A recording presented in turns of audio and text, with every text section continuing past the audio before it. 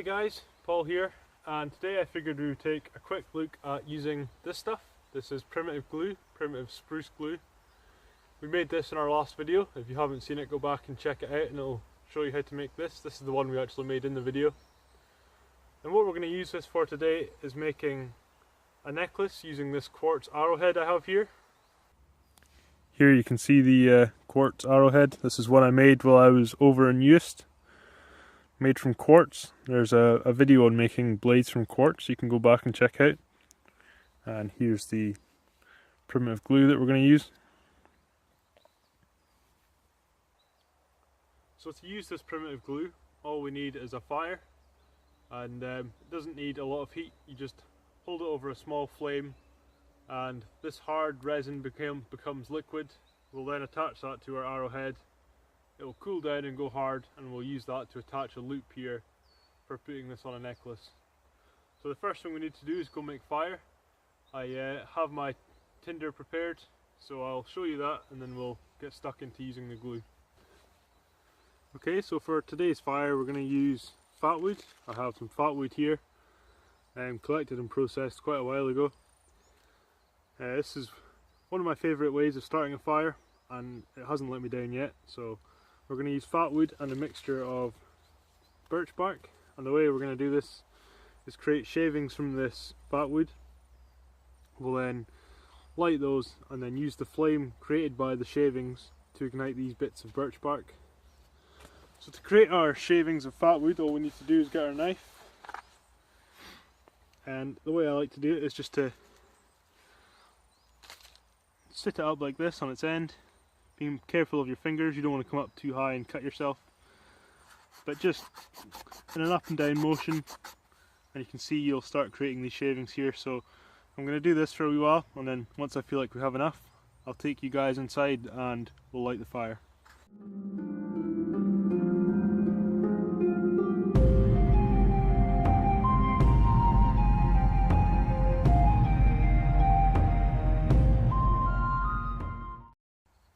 Okay, so that should be enough fat wood. You can see there just how full of resin this wood is. If you haven't seen fat wood before, we also have a video on this on the channel. And what I'm going to do is just collect these shavings on a bit of birch bark here. Just like that. Now we'll take this into the shelter, strike it with our ferro rod, and then we'll use that to ignite our sticks. So let's go and do that just now. Okay everyone, so here we are inside the shelter at my fire pit here, and what I like to do is just get a nice hard rock, a nice flat one that we can put in the sand here, and what we're going to do with that is just sit our pile of fat wood shavings on top, and what that does is give us a hard place to press down on. So when I come in with my ferro rod, I can press down, not a problem, whereas if it was sand and birch bark, you'd kind of just push into the sand below, and it would make it a bit awkward for starting the fire. So what we're going to do is just sit this on here, and we've got all of our stuff ready. We've got birch bark here, we've got our smaller sticks here, and some bigger sticks to the side of me here. So all we're going to do is just put our ferro rod on that stone, making sure everything's steady. And the way I like to do it is hold everything in place using my ferro rod, and then strike down and drive the sparks directly into what it is I want to set on fire. So we'll do that now. And then we're going to use that flame to light our other bits of birch bark.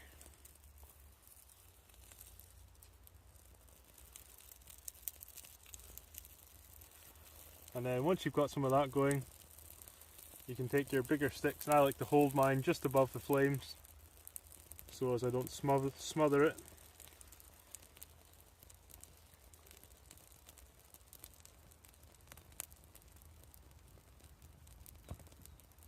And then once you see that starting to take, you can get your slightly bigger sticks working up to your even bigger sticks, and then your fire should be pretty well established. So what I'm going to do just now is just let the fire build up, and I'll be back with you in a minute. Okay everyone, so as you can see, the fire's getting pretty well established there. So what I'm going to go do now is find a bit of spruce roots just to make a little loop on this arrowhead. That way we can attach it to another piece of cordage and have it sitting right. And I'll take you along while I dig some of that up just now. I'm not going to get into digging up spruce roots just now, but I'm sure we'll cover it in a future video. Okay everyone, so this is where I like to come for my spruce roots. As you can see, I've got 2 trees here and I've just kind of dug out in the middle. I've been collecting roots from here for a wee while. Although it looks quite destructive, really it's not doing too much damage. This will all be covered over again and will continue to do its own thing. But what it is I'm looking for, I can see bits already. Just roots from the tree. They can be processed down further than just the raw way you find them, but again we'll go into that in a later video. But all I'm looking for is just a nice small piece we can use to make the cordage for the necklace. Okay everyone, so we've got all we need now. I've got my spruce roots here and I only need a wee bit of this, so just about that much. So I'll clean that up just now. What I like to do is just use what's left of my nails to scrape off the bark and any small shoots that are coming off. Get it so it's nice and white. And then just cut that off or break it.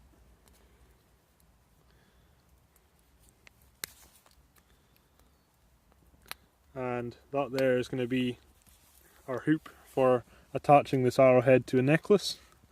And the way we're going to do that is just by putting one end there on one side and this end will go on this side, and then we'll attach that with the spruce resin. I've got my spruce resin here. And what I'm going to do is hold this first piece in one hand here, just like that, just holding it in place. And with our spruce resin, all you have to do with this stuff is just heat it up. It doesn't take too much heat, so I'm just going to break these embers up here a little bit. And as you see, once we heat this up, it begins to become very liquid, and that's what it is that lets us spread it around on stuff and use it as the glue. So as you can see, it begins to melt, begins getting very drippy, and all we want to do is just heat that up to the point where it's just dripping off itself. Try and avoid setting it on fire. Once it gets on fire, it's a bit of a nightmare to put out, and hopefully you'll be able to see it dripping there. That's what we're looking for. So what I'm going to do is get it to drip, and I'm going to try and place the drip directly on this bit here, and that should bind to the quartz arrowhead as well as the bit of spruce roots. So let's give that a go.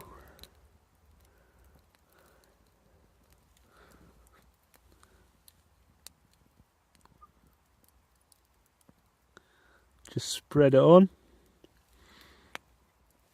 And this stuff cools down pretty quick, so we'll leave it to cool for a minute.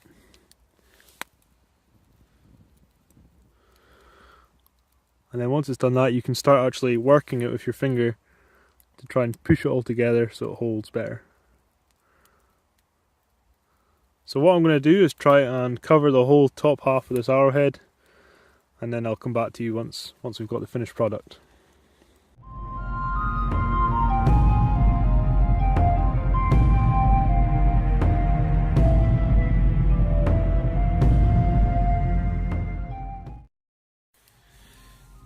Okay everyone, so as you can see, it's kind of coming along.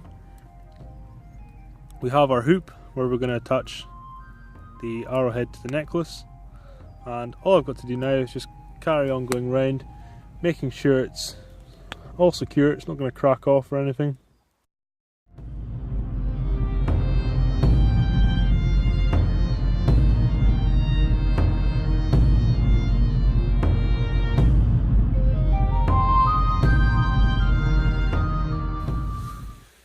Okay, so we've gone around the arrow and we've secured this loop here. You can see that there, that's what we're going to use for attaching it to the cordage to make the necklace. And all I want to do now is just go around and clean this up. As you can see, it's a wee bit lumpy in places, and I would like to have a nice straight line across here. And the way I like to do that is just to get a bit of the burning wood, and then using that to apply heat to different parts, and that way we can touch it up and, you know, kind of give it a more finished, polished look. And this just requires you to blow on this, and that will then heat up the resin, and we can mould it with our fingers after that. So I'll do that now.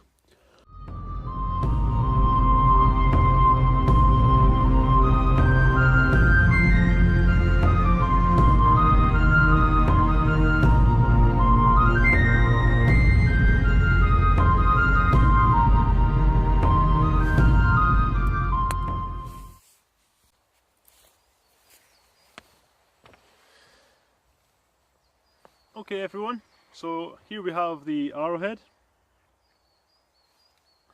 and as you can see we've got our loop here now firmly attached so that we can use a bit of cordage to make a necklace out of this. Could still use a wee bit of cleaning up around these edges here, but that gives you, you know, the basic idea. And this glue would be used in much the same way for attaching arrows to actual shafts, or, you know, hafting knife blades. You would put the arrow in and then just totally smear all around it, and then that then keeps it really tight and secure in place. So for convenience sake, I actually have a bit of brown shoelace here, and then all you would do is just chuck this through there, and then you have your arrow necklace. Like I say, still needs a wee bit of cleaning up, but that gives you the basic idea. That's going to do it for today's video. As you can see, you've got a nice arrowhead necklace here, and the primitive glue, or the spruce resin glue here, should last for a long time to come yet, unless I get really hot or, you know, drop it and break it. But quite happy with the finished product there. Again, if you haven't seen how to make this stuff, we have videos covering that. We also have a video covering quartz, and we also have another one covering the fat wood we use to start the fire. But that's going to do it for today. If you have any questions or comments, just leave them down below and I'll get back to you. I hope you enjoyed, and I'll catch you all again.